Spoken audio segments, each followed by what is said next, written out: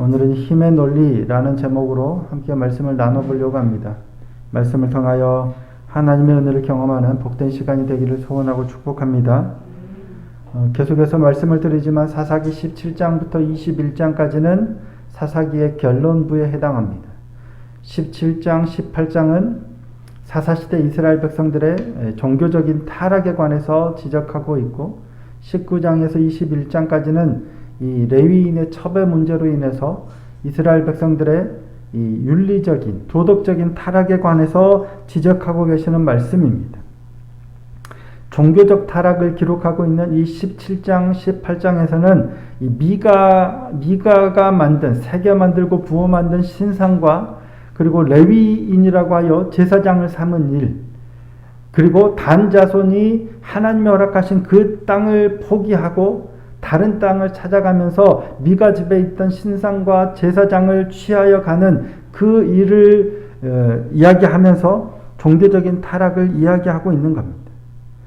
단 지파가 하나님이 허락하신 땅을 포기했죠. 그 땅에 있는 아모리인들을 이겨내지 못하고 결국에는 평안한 땅, 좀 안전한 땅, 자신들이 누릴 만한 땅을 찾아서 떠납니다. 그러다가 라이스라는 땅을 보고 다시 돌아가서 자신의 종족들을 이끌고 이제 그 땅을 취하러 갑니다. 가는 중에 전에 들렀던 미가의 집에 있는 신상과 그 집에 제사장이 있다는 사실을 알리고 마땅히 행할 것을 알라. 그러고 가서 그 집에 들어가서 신상도 취하고 제사장도 데리고 함께 라이스로 떠나려고 하는 겁니다. 그 장면이 지난주까지 내용이었습니다. 그렇게 미가의 집에 있던 신상도 빼앗고 그 집에서 제사장으로 섬기던 레위 청년도 데리고 이제 라이스로 향합니다. 그러자 그 소식을 알았던 미가가 쫓아오겠죠. 미가가 이웃집 사람들을 모아서 쫓아갑니다. 바로 따라가지는 못하고요. 이웃집 사람들이 모여요. 그래서 그 사람들을 모아서 쫓아가서 부릅니다. 그러자 단 사람들이 네가 왜 우리를 부르느냐? 왜 쫓아왔느냐? 왜 사람을 모아가지고 왔느냐라고 묻죠. 그러자 미가가 뭐라고 합니까? 당신들이 내 집에 신상도 빼앗아가고 제사장도 빼앗아가놓고는 왜 쫓아왔느냐고 묻는 게 무슨 말이냐라고 따집니다. 그러니까 이 말은 자신의 신상과 자신의 집의 제사장을 돌려달라는 거죠. 이에 단 지파 자손들이 뭐라고 해요? 미안하다, 돌려줄게 하지 않죠. 입을 다물라고 해요. 아무 말 하지 말라고 해요. 자, 오늘 본문 25절 말씀입니다. 25절 다시 한번 읽어보겠습니다. 시작. 단 자손이 그에게 이르되 내 목소리를 우리에게 들리게 하지 말라. 노한 자들이 너희를 쳐서 내 생명과 내 가족의 생명을 잃게 할까 하노라 하고. 단 자손의 태도는 뭐예요? 자신들이 빼앗아가고 자신들이 훔쳐가면서 강탈해가면서도 아무 말 못하게 하는 거예요. 우리 화가 나서 너 생명을 빼앗을까? 그러니까 우리가 화나면 너 가만 안 둘 거야 협박하는 거예요. 지금 아무 말 하지 말라는 거예요. 그러니까 미가가 단 자손을 보니까 자신보다 힘이 센 걸 보고 그냥 돌이켜서 집으로 돌아가 버립니다. 그렇게 단 자손은 미가 집에서 미가가 만든 신상과 그리고 제사장을 취해서 라이스로 가죠. 라이스에 이르러 보니까 한가하게 아무 걱정 없이 사는 사람들이 있는 거예요. 그들을 칼로 쳐서 죽이고 성읍을 불태우고 자신들의 성읍을 쌓고 그 성읍 이름을 뭐라고 해요? 단이라고 해요. 자기 조상들의 이름을 따서 자신들이 그 성을 단이라고 하고 그곳에 거주하게 되는 겁니다. 그리고 하나님의 집이 실로에 있는 동안에 미가가 만든 바 새긴 신상이 단 자손에게 있었더라 라는 말로 오늘 본문이 끝을 맺습니다. 이런 단 지파의 모습, 미가의 모습을 통해서 이스라엘 백성들이 종교적으로 어떻게 타락해 있는지, 그리고 그 모습에 비춰서 우리의 모습은 어떠한지를 돌아보는 시간이 되기를 원합니다. 오늘 본문에 드러난 단 지파 사람들의 모습을 한마디로 표현하면 힘의 논리에 의해 살아가는 사람들입니다. 힘의 논리가 지배하는 세상을 살아가는 사람들입니다. 힘의 논리는 철저하게 세상의 논리죠. 힘이 센 사람이, 약육강식이죠. 힘이 센 사람이 취하고 힘이 센 사람이 그의 뜻대로 행하는 거예요. 무엇이 옳은가 그른가 정의와 공의가 아니라 힘이 세냐 돈이 많냐 권력이 있느냐 이거에 따라서 움직이는 거예요. 이건 세상의 논리입니다. 하나님의 논리와는 정반대죠. 하나님은 누가 힘이 세느냐 누가 많이 가졌느냐 누가 더 잘났느냐가 아니에요. 공평합니다. 근데 세상은 누가 더 힘이 세느냐 누가 더 높이 있느냐 누가 더 많이 가졌느냐예요. 그래서 세상의 논리와 세상의 가치를 그림으로 그리면 피라미드 형식입니다. 그래서 왕으로부터 시작하여 저 밑에 노예까지 계급으로 서로 어찌됐든 더 위로 올라가려고 발버둥 치는 시스템이 세상의 시스템입니다. 하지만 하나님 나라는 이 피라미드와 같은 구조가 아닙니다. 하나님을 중심으로 해서 모든 백성이 공평한 게 하나님 나라예요. 전혀 다르죠. 근데 오늘 본문에 드러난 단지파 사람들의 모습은 철저하게 세상의 논리를 따라가는 겁니다. 옳고 그름하고 상관없어요. 우리가 힘이 세니까 너 입 다물라. 미가도 자신이 힘이 약하니까 뭐라 말 못하고 돌아가 버리는 거예요. 하나님의 백성으로서 하나님의 허락하신 젖과 꿀이 흐르는 땅 가나안 땅에 지금 살고 있는 거예요. 그 시대 하나님이 약속하셨던 그 땅에 살고 있으면서도 온전히 하나님을 떠나서 세상의 논리로 살아가고 있는 이스라엘 백성들의 모습이에요. 이게 종교적으로 신앙적으로 타락한 모습이란 얘기입니다. 단지파 사람들뿐만 그런 게 아니라 미가도 그렇죠. 모든 이스라엘 백성들이 지금 그런 시대를 살아가고 있는 겁니다. 단지파가 내 거를 강탈해서 가면 어떻게 해야 됩니까? 당장에 나와서 말려야죠. 저지해야죠. 내 걸 왜 뺏어가느냐? 나의 것을 왜 강탈해 가느냐라고 말렸어야 되는데 이 단 자손들이 가져가는 동안에는 미가가 전혀 등장하지 않습니다. 모르는 게 아니고요. 몰라서가 아니고요. 못 나서는 것 같아요. 제사장이 오히려 막았죠. 그거 왜 들고 나오느냐. 제사장은 자기가 제사장이니까. 왜 이걸 들고 나오느냐 막았다가 그들의 말에 넘어가서 같이 따라가 버리죠. 근데 미가는 아직 아예 등장 안 해요. 그리고 그들이 멀리 떠났을 때야 뒤쫓아옵니다. 자, 22절 말씀입니다. 그들이 미가의 집을 멀리 떠난 때에 미가의 이웃집 사람들이 모여서 단 자손을 따라 붙어서 미가 단 자손이 멀리 갈 때 가고 난 후에는 뭐예요? 멀리까지 갈 때까지 미가의 집에 이웃들이 모인 거예요. 미가가 이웃들을 모은 거예요. 그래서 어느 정도 이제 쫓아갈 만큼 내게 힘이 좀 생겼다 싶으니까 그제서야 따라간 거예요. 그전에는 찍소리도 못했어요. 그들이 내 걸 가져가든 어쨌든 아무 말도 못하고 있다가 내게 힘이 좀 생겼다고 싶으니까 따라가서 단자손을 부르는 겁니다. 그 또한 세상의 가치에 경도되어 있는 거예요. 옳고 그름으로 했다면 당장에 말을 했어야 되지만 아니에요. 자신이 힘이 생겼다 싶을 때 해야 따라가는 거예요. 하지만 그마저도 단자손이 한마디 하니까 자신이 그들보다 약하니까 더 이상 말하지 못하고 돌이켜서 집으로 돌아가야 하는 겁니다. 왜냐하면 미가도 철저하게 힘의 논리를 따르는 사람이에요. 안 그런 사람이 있을까요? 누구나 다 그럴 것 같지 않아요? 근데 안 그런 사람도 있어요. 하나님의 사람은 다른 것 같아요. 우리는 하나님의 사람인데 그러면 나는 왜 그럴까? 이게 우리의 약함이겠죠. 아브라함은 조카 롯이 잡혀갔다는 소식을 듣고 집에서 길리고 훈련된 사람 318명을 데리고 쫓아가요. 공교롭게도 아브라함이 쫓아가서 모든 것을 찾아가 돌아오는데 쫓아간 데가 어디까지 쫓아가냐면 창세기 14장 14절입니다. 아브라함이 그의 조카가 사로잡혔음을 듣고 집에서 길리고 훈련된 자 318명을 거느리고 단까지 쫓아가요. 오늘 본문에 나온 여기 단까지. 그때는 단이 아니었겠죠. 라이스든 다른 이름이었겠죠. 여기까지 쫓아와서 찾아서 가는 거예요. 모든 빼앗겼던 것을 단까지 쫓아가서 찾아와요. 아브라함이 쫓아갔던 사람들은 어떤 사람들이냐면 시날왕, 엘라살왕, 엘라망, 고이망 네 왕이에요.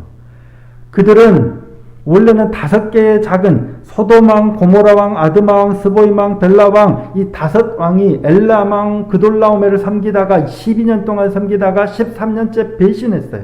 그래서 네 왕이 연합해서 배신한 5왕들을 치러 왔어요. 그리고 그들을 싹 쓸어버리고 모든 것을 빼앗아서 가던 네 왕 연합국이에요. 얼마나 강하겠어요. 수도 많고 아주 강한 거예요. 근데 아브라함은 딸랑 318명 정규군도 아니고 집에서 길리고 훈련한 318명 데리고 단까지 저 먼 단까지 쫓아가서 찾아오는 거예요. 힘으로 따졌다면 가능했을까요? 야, 그들은 무려 5개 부족국 5개의 연합국을 이긴 4왕국의 연합국인데 힘도 세고 뭐 안돼. 비록 롯이지만 내 조카지만 이랬어야 정상인 것 같은데 아니에요. 아브라함은 2번 고민하지도 않습니다. 바로 따라가서 쫓아가서 찾아오는 거예요. 아브라함이 왜 그랬는지 정확한 배경이나 사유는 성경이 기록하고 있지 않아서 모르지만 하나님을 의지함으로 하나님의 사람이었기 때문에 누가 더 힘이 센가가 아니라 하나님을 믿기 때문에 바른 일을 하는 거예요. 반면 야곱은 하나님의 은혜를 많이 입은 사람이었는데 여전히 어쩌면 그보다 더 야비하고 세상적인 사람이 없을 것 같은 그런 모습이 많이 보여집니다. 야곱이 하나님께 얼마나 많은 은혜를 입어요. 근데 하루는 야곱의 딸 디나가 하몰의 아들 세겜에게 몹쓸 당하죠. 야곱이 그 소식을 들어요. 어떻게 해야 됩니까? 아비가 당장에 달려가서 뭔 사단을 내야 되겠죠. 내게 힘이 없어도 힘이 없더라도 아무리 내가 힘이 없고 그가 그 하몰이 그 땅의 주장이어도 세겜이 그의 아들이어도 이런 말도 안 되는 일을 당했다면 아비가 당장에 쫓아가서 뭐 항의를 하든 뭘 하든 해야 되잖아요. 근데 야곱은 아들들이 밖에 나가서 들에 있어서 그들이 올 때까지 뭐예요? 잠자면 아무 말도 하지 못해요. 아들들이 올 때까지 기다리고 있는 거예요. 왜? 힘이 없으니까. 내가 저들을 어떻게 해볼 힘이 없으니까. 이 일로 야곱의 아들들이 이 하몰과 세겜을 속입니다. 그래서 너희가 만약에 남자들이 다 할례를 행하면 우리와 너희가 통혼을 하고 우리가 너희와 함께 살고 너희와 한 민족을 이루겠다라고 하니까 그들이 그 말을 믿고 남자들이 다 할례를 하죠. 제3일에 이르러서 다 아파할 때 아직 남자들이 제대로 움직이지 못할 때 시므온과 레위가 올라가서 칼날로 남자들을 다 죽입니다. 그리고 나머지 아들들이 올라가서 또 그 지역을 다 약탈합니다. 이 소식을 들었던 야곱이 뭐라고 합니까? 야, 너희가 내가 못하는 일을 했구나. 잘했다. 칭찬하는 게 아닙니다. 자, 창세기 34장 30절입니다. 야곱이 시므온과 레위에게 이르되 너희가 내게 화를 끼쳐 나로 하여금 이 땅의 주민 곧 가나안 족속과 브리스 족속에게 악취를 내게 하였도다. 나는 수가 적은즉 그들이 모여 나를 치고 나를 죽이리니 그러면 나와 내 집이 멸망하리라. 시므온과 레위를 책망하는 거예요. 너희는 왜 그랬냐? 지금 너희가 한 일이 무슨 일인지 아느냐? 그들에게 내 악취를 내게 했다. 그들이 만약 화가 나서 우리한테 오면 우리 집 망할 거야. 망하게 하는 일을 너희가 했다라고 지금 화를 내는 거예요. 왜? 야곱의 생각이 어디에 있는 거예요? 나는 수가 적은즉이에요. 야곱은 철저하게 힘의 논리에 경도된 사람이에요. 아들들이 정당한 일을 한 거예요. 그러면 그가 우리 누이를 장녀같이 대우하며 옳으니까 안 되잖아요. 당연히 마땅히 가족으로서 오빠들로서 아비로서 해야 될 그 일을 했는데도 불구하고 나는 수가 적은이에요. 힘이 없는데 왜 그랬느냐라는 거예요. 옳고 그름이 아니라 철저하게 세상의 논리를 따라 살아가는 삶이에요. 단자손들이 지금 그런 모습이에요. 자신들이 그가 취한 것을 가지고 라이스 땅에 가서 그 땅을 취합니다. 자, 오늘 본문 27절 말씀입니다. 단자손이 미가가 만든 것과 그 제사장을 취하여 라이스에 이르러 한가하고 걱정 없이 사는 백성을 만나 칼날로 그들을 치며 그 성읍을 불사르되, 여기서 취하여라고 번역된 말은 이 빼앗다라는 거예요. 강탈하다는 의미입니다. 그러니까 자신의 힘으로 한가하게 평화롭게 사는 사람들을 자신의 힘으로 빼앗고 불사르고 자신의 것으로 삼는 거예요. 완전 강도짓이죠. 강탈하고 있는 거예요. 그런데도 하나님의 백성이 하나님이 허락하신 땅, 젖과 꿀이 흐르는 가나안 땅 정복 안 하고 오히려 아무 염려 없이 한가히 살아가는 사람들 땅에 가서 이거 하고 있는 거예요. 약탈을 일삼고 있는 거예요. 자신이 원하는 것을 힘으로, 자기가 힘세다고 그렇게 하는 거예요. 미가의 집에 가서도 우리가 힘세니까 너희 아무 마음, 자기 마음대로 이거 좋다고 가져가 버리고 제사장 뺏어가고 그 땅 취하고, 그들이 하고 있는 건 그들에게는 힘이 곧 정의예요. 지금 단자손은 힘이 곧 정의로 살아가고 있는 거예요. 철저하게 세상의 논리로 살아가는 거죠. 예수님을 잡으러 올 때도 사람들은 뭘 가지고 와요? 검과 몽치 혹은 칼과 몽둥이, 몽치를 가지고 옵니다. 자, 마태복음 26장 47절입니다. 말씀하실 때 12 중에 하나인 유다가 왔는데 대제사장들과 백성의 장로들에게서 파송된 큰 무리가 칼과 몽치를 가지고 그와 함께 하였더라.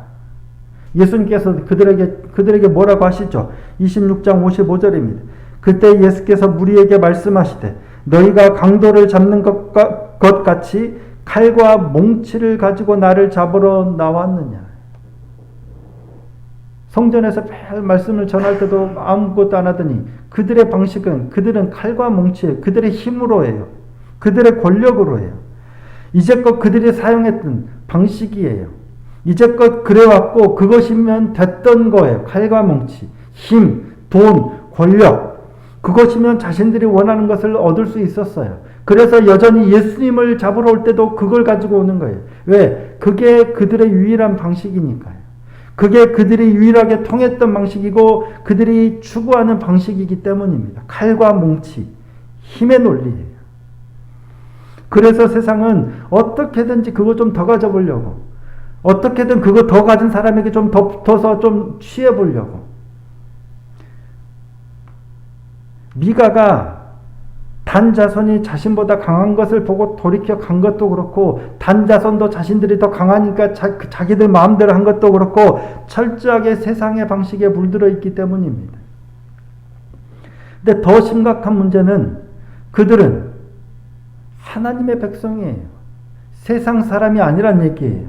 세상에 속해 살아가지만 세상과 구별돼 하나님의 택하신 하나님의 백성이란 말이에요. 그들 안에도 이미 깊숙하게 세상에서의 논리가 들어와 있는 거예요. 그러면서도 몰라요. 인식하지 못하는 거예요. 세상에서만 통용되던 힘의 논리가 하나님의 백성 안에서도, 여전히 교회 안에서도 동일하게 작용하고 있다는 게 문제예요. 미가가 고용했고 나중에 단자손의 제사장이 됐던 젊은 청년이 누구예요? 모세의 손자예요. 자, 오늘 보면 30절 말씀입니다. 함께 한 번만 읽어보겠습니다. 시작. 단자손이 자기들을 위하여 그 새긴 신상을 세웠고 모세의 손자요 게르솜의 아들인 요나단과 그의 자손은 단지파의 제사장이 되어 그 땅 백성이 사로잡히는 날까지 이르렀더라. 미가 집에서 레위 청년, 미가 집에 들렀던 제사장이 됐던 사람이 누구냐면 모세의 손자요 게르솜의 아들이요 요나단이에요. 모세가 40에 미디안 광야로 갔죠. 그리고 결혼했어요. 몇 살에 아이를 낳았는지는 모르지만 80 전에 게르솜과 모세 아들 이름이 뭐죠? 엘리에셀과 게르솜 두 아들을 낳았어요. 그리고 오늘 새벽이었죠. 아내와 어제 새벽이었죠. 아내와 두 아들을 데리고 애굽으로 가요. 근데 손자 얘기가 없어요. 80에. 그러니까 지금 미디안 광야에 살아가면서 아내와 두 아들은 얻었는데 아직 이 두 아들이 결혼해서 아이를 낳지는 않은 것 같아요. 그런데 광야에서 몇 년을 지내요? 무려 40년을 지냅니다. 가나안 땅에 들어가기 전까지 무려 40년을 지내요. 그 사이에 아마 게르솜이 이 요나단을 낳지 않았겠습니까? 가나안에 들어가서 낳았을 수도 있지만 우리가 충분히 당시에 이걸 추론해 보면 광야를 지나는 동안 이 아들들이 결혼을 하고 아이를 낳지 않았을까 싶어요. 요나단은 이거는 그냥 우리가 추론하는 겁니다. 요나단은 언제 태어났냐면 모세가 이스라엘 백성을 이끌고 가나안으로 가고 있는 그 광야 40년 중에 태어났을 가능성이 높아 보입니다. 그러면 뭘 말씀드리려고 하냐면 요나단은 할아버지였던 모세를 만난 적이 있어요, 없어요? 있어요. 하나님과 직접 대면하여 만나던 그 놀라운 민족의 지도자인 모세와 생애의 기간이 겹쳐요. 할아버지 돌아가신 뒤에 태어난 게 아니라 할아버지 살아계실 때 태어나서 할아버지가 어떻게 하나님을 만나고 할아버지가 어떻게 하나님의 말씀을 전하고 하나님의 능력을 전하고 이 백성을 이끌었는지를 어린 손자 요나단은 다 봤단 얘기예요. 그 경험이 있는 거예요. 그냥 들은 게 아니라 직접 어렸을 때 보고 들은 거예요.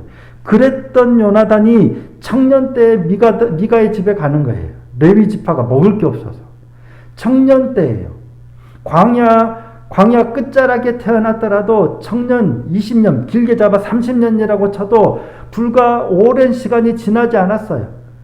아주 사사시대가 돼서 가나안 땅에 들어가서 그렇게 오랜 시간이 되지 않았는데 벌써 상황이 이렇게 돼버린 거예요. 가나안 족속들처럼 몇 년이 됐을지 모르겠어요. 10년이 됐는지 20년이 됐는지 모르겠지만 불과 한 세대가 다 지나가기도 전에 지금 철저하게 세상의 논리에 경도된 이스라엘 백성의 모습이라는 얘기예요. 그런데 그것이 더 아픈 이유는 뭐냐면 31절 때문입니다. 자, 31절 함께 한번 읽어보겠습니다. 시작. 하나님의 집이 실로에 있을 동안에 미가가 만든 바 새긴 신상이 단 자손에게 있었더라. 하나님의 집이 없었으면 모르겠어요. 하나님의 집은 여전히 실로에 있어요. 이스라엘 백성이 다 알아요. 실로. 가나안 땅에 들어와서 실로에 계속 있었거든. 근데 미가가 만든 바 새긴 신상이 단 자손에게 있는 그때에도 하나님의 집은 실로에 있는 거예요. 하나님은 여전히 이 민족과 우리 민족과 함께하고 계세요. 우리는 여전히 하나님을 믿는 백성이고 여전히 교회를 다니고 있는데 교회 다니는데 신상이 있는 것 똑같은 거예요. 그리 오랜 시간이 흐르는 것도 아니고 하나님의 집이 실로에 있을 동안에 미가가 새겨서 만든 그 신상이 단 자손과 그대로 함께 있었다는 거예요. 하나님의 백성, 그리스도인, 교회라고 세상에서 보여주고 선포하고 있는 그들 안에 여전히 세상의 논리가 그냥 가득 차 있는 거예요. 오늘 우리 교회도 마찬가지죠. 교회 안에도 세상의 논리와 방식이 그냥 일상이 된 게 오래됐습니다. 칼과 몽체로, 힘으로, 숫자로 모든 것을 판단하고 해결하고 세상과 별반 다르지 않습니다. 불과 몇 년 전에 이러면 안 된다. 총회에서 세습금지법이 통과가 돼서 우리 대한예수교 장로회 우리 교단에서 세습하지 못하도록 법으로 정했어요. 근데 불과 몇 년 새에 우리 교단에서 가장 크다는 교회가 힘으로, 돈으로 사람들을 사서 그 법이 위법이다, 없애자, 편법이다, 난리, 이런 시대잖아요. 멀리 있는 게 아니라 교회 안에 그런 거예요. 오히려 세상이 교회를 걱정하는 시대가 돼버렸어요. 그런 교회만 그럴까 하는 게죠. 그 교회만 그럴까? 아닌 게 문제죠. 차라리 그 교회만, 큰 교회니까 그 교회만 그렇다면 상관이 없을지 모르지만 우리의 삶은 그러면 자유한가? 하나님의 백성이라 그리스도인이라 자부하고 교회라고 이렇게 일컬어지고 교인이라고 하는 우리의 삶의 모습에는 이런 모습이 없을까 하는 거예요. 누군가에게 일을 맡기기로 했는데 이렇게 마로미와 계약을 했어요. 일을 당신에게 주겠다. 근데 누군가 와서 더 많은 돈을 줄 테니까 나와 계약하자. 계약 파기해라 하면 어떻게 해야 됩니까? 먼저 계약한 사람에게 줘야 되는 거예요. 이게 옳은 거예요. 근데 돈을 따라가니까 더 많이 준다는 사람 따라가요. 그와 계약을 맺는 거예요. 이 사람과 계약하기로 했는데 잘 아는 사람이 와서 우리 같은 교인이잖아. 나 알잖아. 나하고 해줘. 그 사람에게 계약을 주는 거예요. 분명 저 사람이 잘못했어요. 분명 저 사람이 잘못했는데 그는 돈이 있고 힘이 있는 사람이니까 은근슬쩍 아이고 당신 들어보니까 쌍방이 잘못했네. 아니면 당신이 잘못했네. 이런 일들이 우리 안에 얼마나 많아요. 믿음이 안 좋은 사람들만 그런 게 아니라 우리 교회 안에 삐까번쩍 멋진 승용차를 타고 와서 돈 있어 보이는 분이 교회에 들어오면 아이고 어떻게 오셨습니까? 뭐 하는 대접하는 것과 냄새나고 가난하고 힘없는 몸 아픈 분이 오면 대하는 내 마음과 똑같을까요? 똑같아야 되는데 그렇지 않은 게 우리의 현실이잖아요. 누군가 좀 괜찮은 사람이 오면 저분 어떻게든 우리 교인 삼아볼까 하는데 힘들고 어렵고 아닌 사람은 저분 다음 주에 또 올려나 안 그런다는 보장이 없는 거예요. 하나님 앞에서 이게 아닌데 죄송합니다. 돌이켜서 다행이지 아예 그런 마음이 안 든다면 얼마나 좋겠습니까마는 그런 마음이 들어와요. 왜? 세상의 가치가 이 안에 있기 때문이에요. 사사시대의 타락이 그들만의 문제, 그때만의 문제가 아닌 것 같아요. 오늘 우리도 여전히 우리가 하나님의 백성이라고 하고 교회를 다니고 있지만 하나님의 집이 실로에 있지만 우리 안에 여전히 미가가 새긴 신상이 저기 몰래 우리도 몰랐는데 있는 거예요. 그리고 그렇게 살아가는 거예요. 힘의 논리를 따라서 살아가고 있는 게 우리의 모습인 것 같아서 너무 아파요. 그래서 오늘 또 말씀 앞에 서야 하는 겁니다. 매일매일 말씀 앞에 서서 우리의 모습이 내가 지금 어떤지를 봐야 돼요. 안 그러면 몰라요. 아이고 저 목사가 저 믿음이 수십 년 이랬는데 왜 저럴까 손가락질 하는데 내가 그런지를 몰라요. 그래서 오늘 또 말씀 앞에 서야 되는 거예요. 내가 그 사람이에요. 우리가 말씀 앞에서 내가 얼마나 타락했는지 내가 얼마나 변질됐는지를 보지 못하면 오늘 내가 미가의 모습이에요. 오늘 내가 요나단의 모습이에요. 오늘 내가 단자선의 모습일 수 있어요. 그럴 수 있는 게 아니라 그래요.